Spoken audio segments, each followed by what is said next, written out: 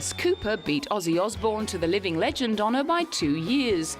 And at 10 months his senior, the American shock rocker seems to have arrived at the Big 6-0 in much better physical shape. That could be because the hard-hitting horror he introduced to rock and roll has only ever been an act. I think it took a while for the public to catch on to my sense of humor, and now they understand it, you know. But, you know, my dad was a pastor, my father was a pastor, my wife's father's a pastor, and I'm Christian, you know. But I still don't have any problem playing the villain because I think it's classical. Not to mention a lot more fun.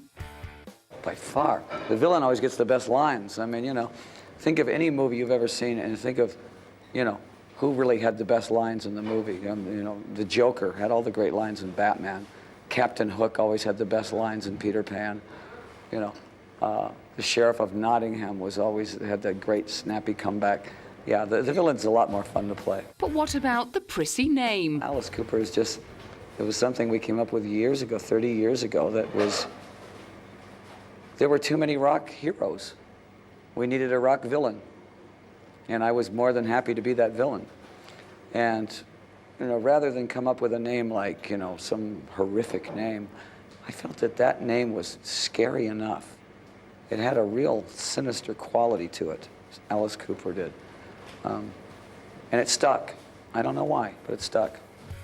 And it's a name that has done very well, not only for Alice, whose real name is Vincent Furnier, but also for the members of his original band. The story goes that as Alice Cooper was the name of the whole band, Alice has since had to pay a yearly royalty to the others for his continued use of the moniker. Although no one knows exactly how much, insiders agree it's enough to keep the rest of the band living comfortably. But for Alice, it's not about the money. I cared about the fact that we were living this great lifestyle, that every night there was a huge audience there, and they loved the music, and they loved the show. The last thing on my mind was, how much is a ticket? I don't know. I'll be honest with you, I don't know how much a ticket is tonight. For the ultimate showman, it's all about entertaining the audience. I think if you can make an audience go, ooh, and oh, how did he do that? Where did that come from? You know, if you can bewilder an audience and entertain them at the same time, if you can run the audience through a gamut of emotions, that's great. After 40 years of decapitations, spurting blood, two-headed babies, and the odd leather-clad dominatrix, he has some words of advice for some of the newer kids on the block. Too many bands are so self-righteous and so self-important. And, you know, you get to a point and you just want to say, hey, it's rock and roll, come on. You know, if you do have a positive statement to make, great.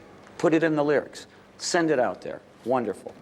But let's not try to make rock and roll a political, you know, standard or a political soapbox to stand on. I just hate that. It just kills the whole idea. Why bands like that should have to wear gray suits and ties, you know? I mean, I think that's awful.